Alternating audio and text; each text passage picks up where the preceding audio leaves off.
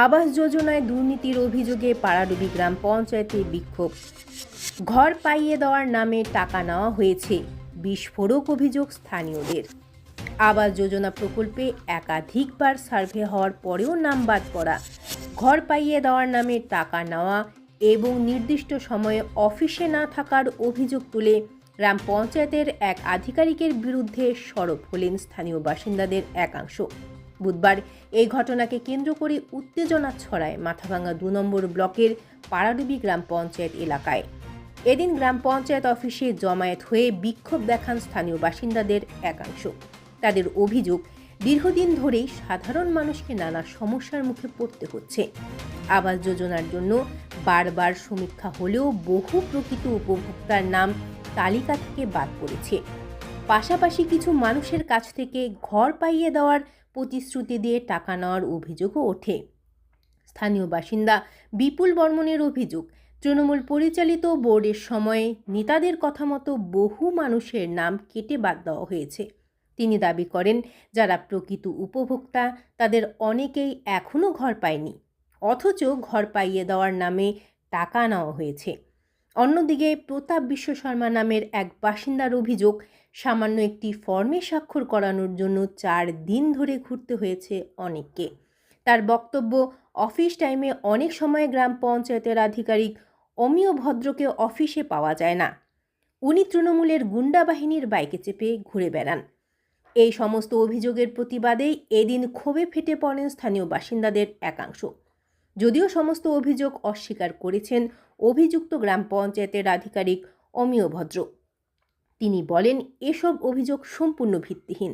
অনেক সময় ব্লক অফিসে মিটিং কিংবা ফিল্ডে কাজ থাকার কারণে অফিসে পৌঁছতে দেরি হয়। এই বিষয়ে পাড়াডুবি গ্রাম পঞ্চায়েতের প্রধান অক্ষয় বর্মন জানায়, আমার দায়িত্ব নেওয়ার আগের সময়ে নানা দুর্নীতি ও অনৈতিক কাজের অভিযোগ শুনেছি। আজ মানুষ যেসব অভিযোগ তুলেছেন সেগুলি খতিয়ে দেখে প্রয়োজনীয় ব্যবস্থা নেওয়া হবে। কারণ নির্দিষ্ট অভিযোগ থাকলে লিখিত আকারে জমা দিন, তা খতিয়ে দেখে ঊর্ধ্বতন কর্তৃপক্ষের কাছে পাঠানো হবে। ব্যাপারটা একদম স্বাভাবিক, কারণ এরা যে দুর্নীতি তৃণমূলে আমলে যে দুর্নীতি করছিল, এই সাধারণ মানুষের বিশেষ করে ঘর নিয়ে, যাদের ঘর পাওয়ার যোগ্য তাদের বাড়িতে ইনকোয়ারি একবারের জায়গায় 4 বার হয়েছে। হওয়ার পরে তারা কি করছে, তৃণমূলের কথায় তাদের নামগুলো কেটে আবার কিছু লোককে ঘর দিয়েছে, তাদের কাছ থেকে কিছু মোটা অঙ্কের টাকা নিচ্ছে। হ্যাঁ, এই টাকার অঙ্কটাকে সাধারণ পাবলিক যখন মনে করে এই সরকার পরিবর্তনের পর সাধারণ পাবলিক বুঝতে পারছে যে এটাই আমাদের প্রতিবাদ করার সময়, তারা ওই জন্য আজকে অঞ্চল নতুন করে প্রধান বসাতে তারা সাহস করে অঞ্চলে আইসা তাদের উপর অ্যাটাক করছে। কিন্তু অ্যাটাক করছে তাদেরকে মারপিট করার জন্য, কিন্তু আমরা কিছু সংখ্যক পাবলিক তাদেরকে সুযোগ সুবিধা পায় না, সেটা আমরা আইনের মাধ্যমে ব্যবস্থা নেওয়ার জন্য আমরা তাদেরকে বুঝালাম যে কারো কাছ থেকে যদি কোনো গরিবের কাছ থেকে টাকা তুলে থাকে, তারা সেই টাকা আমরা কীভাবে আদায় করতে লাগে সেটা আইনের মাধ্যমে আদায় নেব। আর এর প্রয়োজনে আমরা ডিএমের কাছে লিখিত দরখাস্ত পেশ করবো। দেওয়া হয়েছে না, সেটা আমরা লিখিত অভিযোগ দেওয়ার জন্য আমরা সেটা প্রস্তুতি নিচ্ছি, আমরা লিখিত অভিযোগ করব। আচ্ছা, আপনার? আমার নাম বিপুল বর্মন, আমি পাড়াডুবি বাসিন্দা।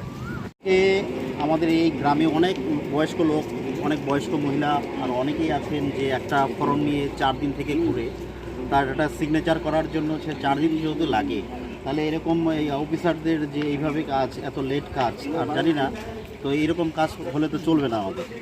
তো যেন একটা সাধারণ মানুষ এসে সাত করে ফর্ম ফিল আপ করে সাত করে কাজটা পায়, সেই জন্যই আজকে এই অভিযোগগুলো এখানে ছেলেরা তুলে ধরেছে। একদম। তো যাই হোক, আজকে সে আপনার অফিস টাইমে আসে, তারপর উনি টিএমসির যে গুন্ডা বাহিনী আছে তাদের পিছনে বাইকে করে চলে ফিরে বেড়াচ্ছেন, আর বয়স্ক লোক আসে ওনার কাজের জন্য, তো এইখানে ঠিক সময় পাওয়া যাচ্ছে না ওনাকে, ঠিক আছে, অফিসে, তো সেই লোকটা আবার চলে যাচ্ছে। তো এরকম অনেক প্রবলেম আর অনেক কথা আছে, এগুলো তো আমরা বলতে পারছি না, চোখে দেখি তাই আর। তো এর জন্যই আজকে আমাদের এখানে অনেক লোক হয়েছিল, এখন তো সব লোক চলে গিয়েছে। তো যাই হোক, ওনার সাথে কথা বলতাম অমিওর সাথে, তো অমিও এখানে এখনই একজন তাকে তুলে নিয়ে চলে গেছে, তো আমরা কথা বলতে পারলাম না। ওনার জন্য অনেকক্ষণ অপেক্ষা এখানে, যে বিষয়গুলো কী আছে যেটা ভালো হয়। তো দেখলাম এখন উল্টা হয়ে গেল, উনি তো চলে গেল এখান থেকে, ওনাকে আমরা এখন পাই নাই এত বলেছে। প্রধান সাহেবকে এখনও সেরকম সমস্যা হলে আমরা তো একবার জানিয়েছি, তারপরেও আমরা আবার জানাবো যেন সবাই সুযোগ সুবিধা ভালোভাবে পায়। তার আনা হয়। তারপর যদি কোনো রকম ব্যবস্থা না নেওয়া হয় তাহলে আমাদের জনগণ, সাধারণ জনগণ ব্যবস্থা যেটা ভালো হয় অবশ্যই নিয়ে আসবে।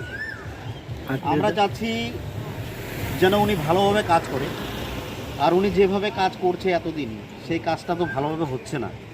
তো এইবার আমরা চাচ্ছি আমাদের মতন সে একটা সাধারণ মানুষ এখানে আসবে, আর উনিও ঠিক টাইমে, যেই অফিসারই আসুক ঠিক টাইমে অফিস করবে, সাধারণ মানুষের পাশে দাঁড়াবে, ওনাকে যেন হেনস্থন না হতে হয়, এটাই চাচ্ছেন।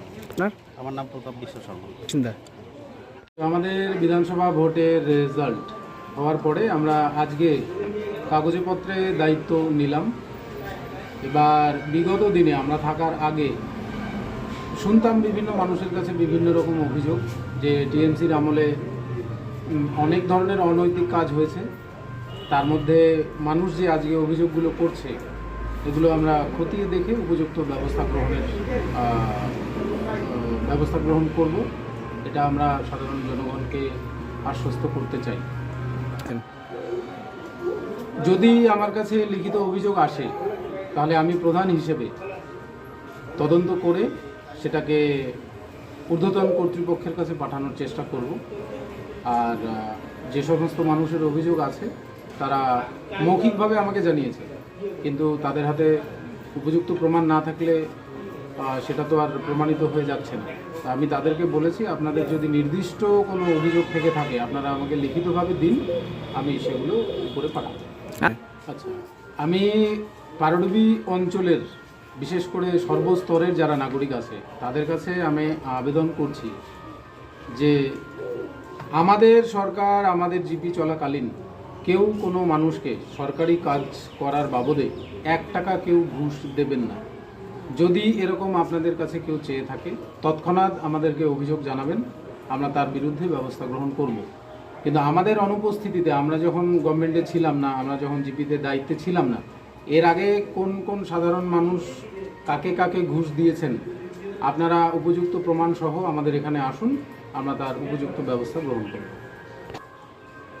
আমি অক্ষয় কুমার বর্মন, প্রধান, পারডুবি গ্রাম পঞ্চায়েত।